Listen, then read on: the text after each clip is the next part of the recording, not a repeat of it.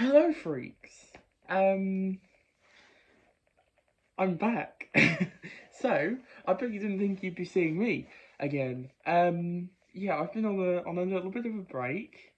It's safe to say. And I thought, what better way to celebrate the return of this channel, Infernal Viewer, than to review some Doctor Who books. So I'm not going to get into the details of what happened, you know, personal life stuff. A lot went down, basically. Well, not a lot went down, but things happened. So unfortunately, yeah, just all exploded. But we're back, and we're doing Virgin New Adventure reviews, so it feels like I'm home, you know? Exciting.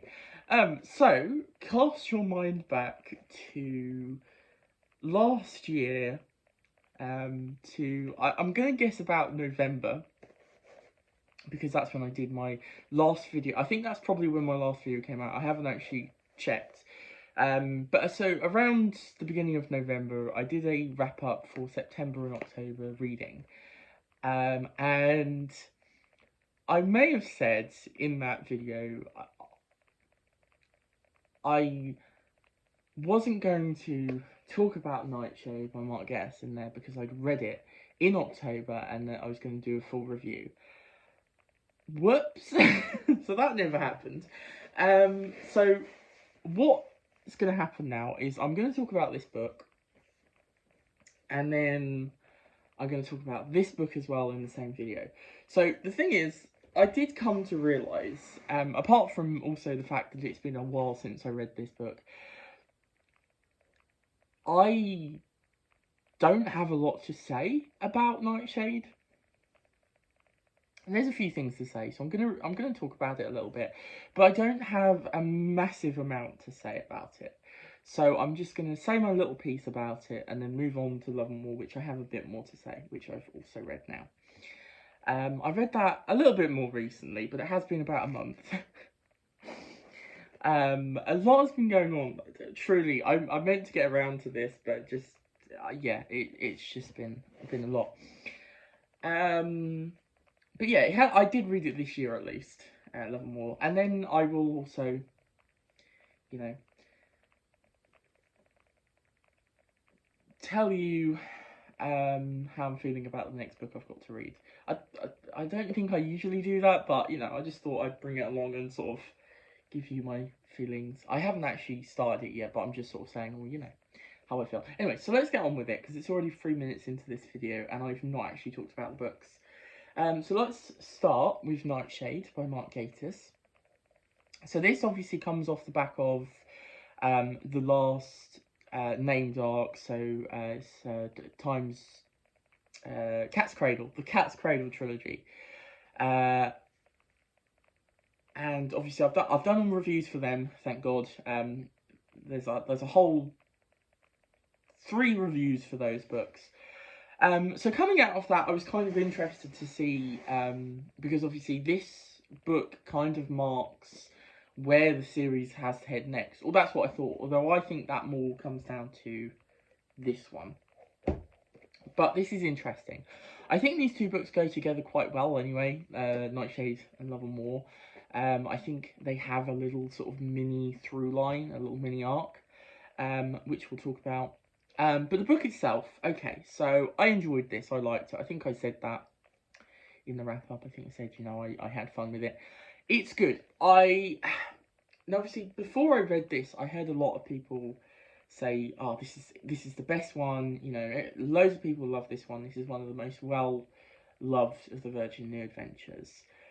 And so I was interested going into it, particularly because it's a Mark Gatiss, and I was interested to see what his writing was like. And I know a lot of his books are quite well liked in the, or really well liked, you know, some of people's favourite books in the Doctor Who book medium, or just any medium really.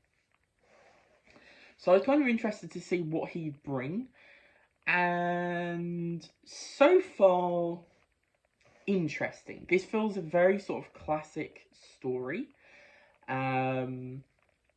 I like the atmosphere of the what's it called? I'm just trying to find what the place is called. Crook Marsham. I like the atmosphere of Crook Marsham. I like the feel of like it being a little village with, you know, everybody knows each other's name. You know, you've got the pub, you've got the old people's home, you've got the like I forget what they the radio telescope that's been set up on the moor and stuff like that. You know, that's the setting and atmosphere is really well done, and there's some nice sort of creepy little moments in there. Throughout the book, you know, it has a real great atmosphere. There's some sort of creeping dread moments, which I thought were really well done in here. And I think in this book he was quite good at using like the sort of prolonging it a little bit. You know, it's a good sort of horror in a way. The characters were interesting, sort of characterizations and that were interesting. There were some interesting characters. I just said the same thing like 3 times, but you know what I mean. You know that there are all sorts of different types of people there. I think the biggest flaw I can give this book is the handling of. So one of the things he obviously wanted to tackle in the book was racism, and then sort of racism to not just people of colour, but to like, you know, refugees and stuff. And that's very prescient now, obviously, because, you know, we're still talking about that. It's still a massive thing. And I think, to be honest, it really shows the naivety at the time. It's very sort of large brushstrokes. It doesn't really show the systemic issues so much, or how, you know, these things can really sort of be ingrained and things like that in certain institutions and people and things like that. So yeah, I think the problem is it covers the loud stuff, and there certainly is that, you know, we've seen that. But I think the more subtle worming its way into it isn't so much covered, and I think it kind of becomes a bit of a, oh, you know, the just take out the rotten eggs and the rest are fine. And obviously, you know, a Doctor Who book doesn't have to cover something, but if you're going to implement it so much into your book, if you're going to try and talk about it, you sort of need to understand those things. And obviously, here's the thing. Me and Mark Gatiss, we're both white, so obviously I have no place to stand here on talking about what is right and what's wrong. But I do think it's very easy to see how it's quite naive in its uses of trying to come across and cover that topic. But the heart is definitely in the right place, and it's still interesting. I think the most interesting character is the guy who was like in charge of the radio telescope. It was kind of interesting seeing how it was so tied to his past and his childhood and stuff, and ingrained. I think that's the closest they come to actually having nuance about that subject in the book. But other than that, so the big thing in this is it's interesting, the characterization of the Doctor, because it's a little bit more, he doesn't want to help out and stuff, and Ace, we're starting to see her, you know, and this is going to continue in the next book, seeing her realise what her place is with the Doctor, and whether she wants to continue that or not, and where she wants to go from here. And it is interesting. And obviously, the big thing in this is the ending, which we'll discuss a bit more with this one. The aliens are pretty cool. You know, the alien, the foe of the piece was interesting. Again, like I say, it led to some creepy moments. And yeah, I liked it. It was good. I read it pretty quickly, but it's not a favourite. That's the thing. It didn't really stick with me as such. I enjoyed it. I read it, but it's not one that I'm like. I was gobsmacked. You know, I was like, oh my god, this is great. You know, I may read it again because it's quite small, and maybe I'll get a little bit more out of it next time. But I liked it. I thought it was a good book, and I can see why people recommend it as a start to either the Virgin New Adventures or just to your Doctor Who reading. And then, of course, we have Love and War by Paul Cornell. I love this. This is among my favourites now. So, interestingly, this Paul Cornell was the first to come back to write another book in the Virgin New Adventures. He'd obviously written the last book in the Time Worm series, and that was a really, really interesting book. It had a lot going on in it. It was an interesting one, and I really liked it, but I don't think it. You can see that it's his first book, and that it doesn't quite manage to completely sell me on Paul Cornell. But this one really does. I think this is where you can really see that he's honed his craft after the first book. Where that one was really good but slightly messy, this one is almost perfect. You know, really, really good. So we have the introduction of Bernice Summerfield, and a little exit for Ace. She comes back soon, but she does exit in this one. And this is a real classic 7th Doctor plays like chess game.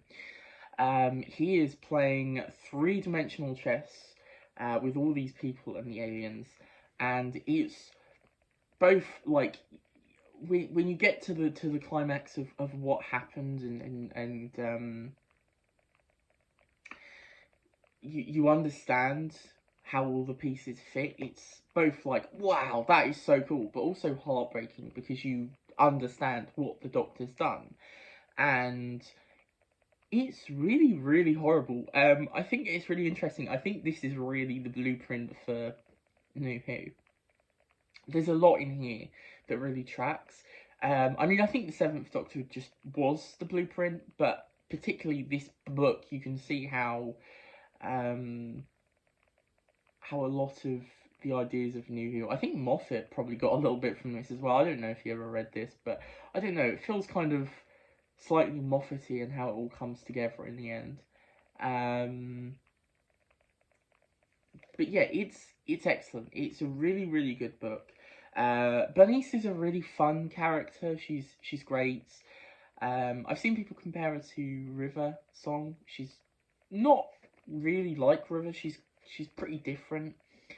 She's got a more sort of that sort of sense of humour. It's very sort of dry, a dry sense of humour. She's not quite as like, she's open to sex and has sex, but it's not the same in the sort of flirtation. She's kind of constantly playing with everyone and having fun, you know.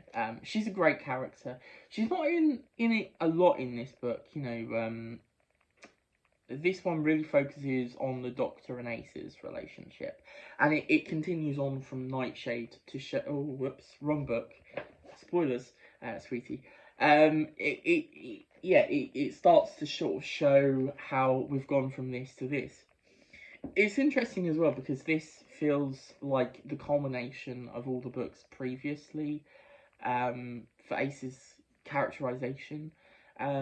She's grown up a lot since her introduction in Dragonfire, and she's starting to learn how to, you know, she's really learned, not starting to, she's really learned how to have her own independence and stuff, and actually she's thinking, actually, what do I want?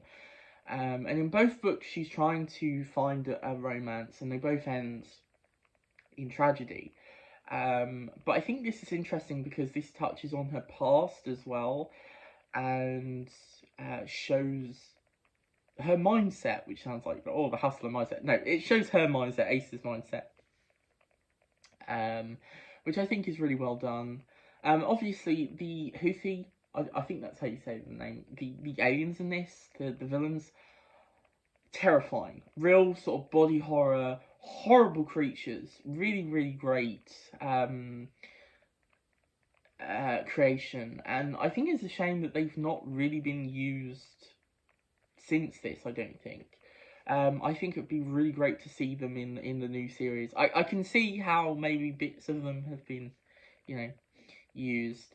But yeah, they are great. They're a really, really interesting villain. Great fun. And in fact, I think all the characters in this are really, really entertaining, really interesting. I love the guy that's part of like the Holy Order. It's like the Vacuum or something. Really interesting character. We get a little bit about him and what led him to this point that he is in the book. Which I found really interesting. And then the stuff with the cyberspace is really cool, and how that fits into the grander scheme of things. Again, I think this is one where, a lot of setup for the big payoff at the end, really. So do be aware of that. But it is excellent, and really, really good. And the ending, such a heartbreaking ending, and you can really feel for Ace and the Doctor, and I think this is one of the one of the sort of first moments where you can see the Doctor really sort of think, geez, I've done it, I've hurt Ace really badly, and he's sort of trying to mend it, but he can't. And yeah, it's great. It's a fantastic book. Really, really well done. I'm so happy I've got to this point now. And we're now on to the Doctor and Bernice adventures for a little while. But yeah, this was great. This was cool. I love this. Really great pacing as well. I mean, it's short, but I think the major problem with Revelation was the pacing was a bit off, and also it was really difficult to follow at the start. And this one is pretty complicated, but it's never it's never too complicated to follow. And yeah, just an excellent read, really, really good. I was immediately just flying through this, really, really enjoying it.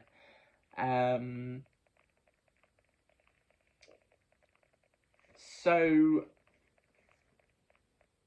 let's have a little look at what I've got next. I have got Transit by Ben Aranovich next in Virgin Adventures, which I'm really interested to read. This one gets some. It's quite a divisive book. I really like Clockwork Orange, and I think this does a similar thing to Clockwork Orange, where it has sort of the made-up language thing, like made-up slang. So possibly I might find this really good. I don't know. I think for a lot of people, it's the execution of this one. The idea sounds really cool. I like it. This mass transit systems in the sort of in space is a cool thing, and like you've got this creature chewing its way to the very heart of a system, and it's also an introduction to this character, and I know a little bit about this character, and I'm not going to say anything until my review, but yeah. Yeah, I'm interested in this one. I don't know yet, but I am interested in this one. And obviously Ben Aranovich did Remove the Daleks, which is great. And I know that his later book in Virgin New Adventures, the Also People, is it? Is supposed to be really excellent. Like, most people love that one. So yeah, I've got a feeling I'll probably like this one. Hopefully, I hope this is not a Cat's Cradle Witchmark situation where I'm going into it quite excited and then it turns out that the execution is not great. But we'll see. We'll see. I'm holding that high. I've got an open mind. I'm looking forward to it. I think it's going to be pretty good, at least for me. So yeah, that's it. Thanks for watching. I know it's been a long time, but hopefully this video will quench your thirst for more content from me, at least. And we'll do some more videos. Hopefully I'll do some more podcast stuff as well, because that's been, you know, a no-go for a while. So yeah, we'll see. Obviously do all the usual: subscribe, like. Hopefully this will be a continuous thing now. We won't have another situation like before. And hopefully I'll get around to talking about some of the books I've read this year, because I've read a lot of books this year already, and there's been some interesting ones. So yeah, hopefully I'll get around to talking about some of them in like a wrap-up or I don't know, something. But yeah. Alright guys, until the next time, bye-bye!